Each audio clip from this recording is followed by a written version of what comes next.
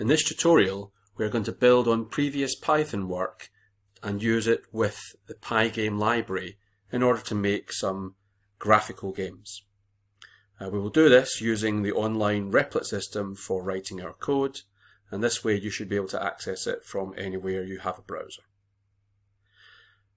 One of the fundamental problems that we have to solve with our Pygame is to create a game loop, and we're going to start by looking at what we mean by a game loop. You should be able to log into Replit, and if you go to Teams, then you should be a member of the Birkdale School team, and this will give you access to some of the projects that are available.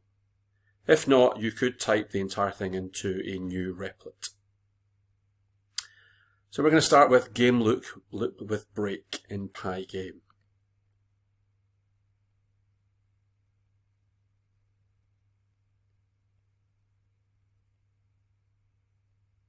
So I'm logged in as a standard student user here, so whatever you see here should be the same as what I have in my screen.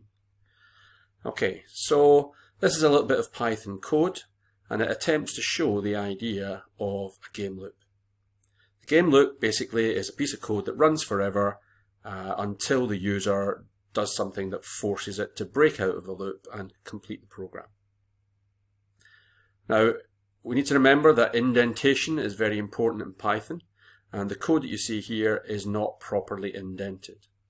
So if I click on Run, you will see that I've got an indentation error.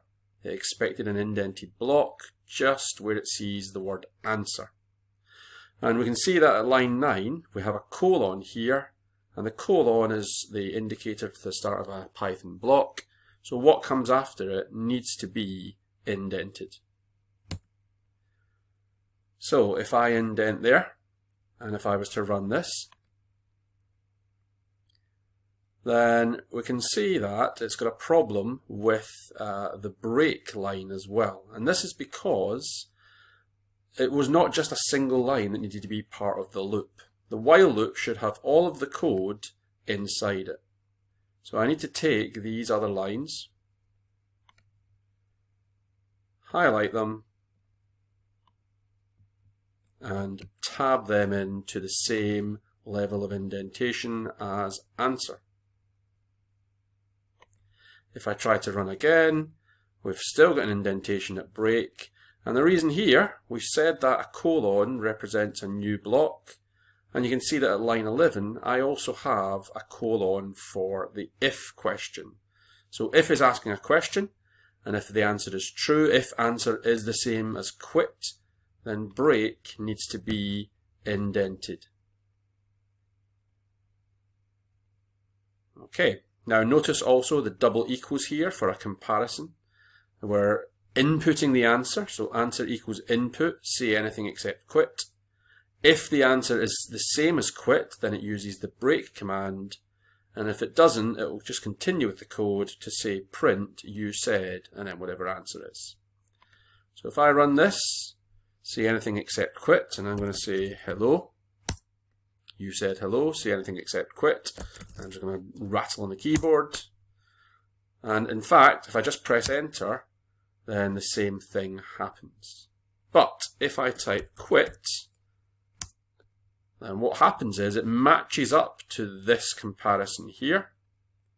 It breaks out of the loop, and then we complete. And we can see that that's what's happened here. If I outdent after the loop and say print finished, which happens after the loop, then we should see that that's working fine. Gibberish, enter, and finally quit. And it now does indeed say finished. Okay, so a little bit of debugging there on indentation in our while loop. When you have completed this and you've got it working, you could click on submit, and then your teacher will have a look at that.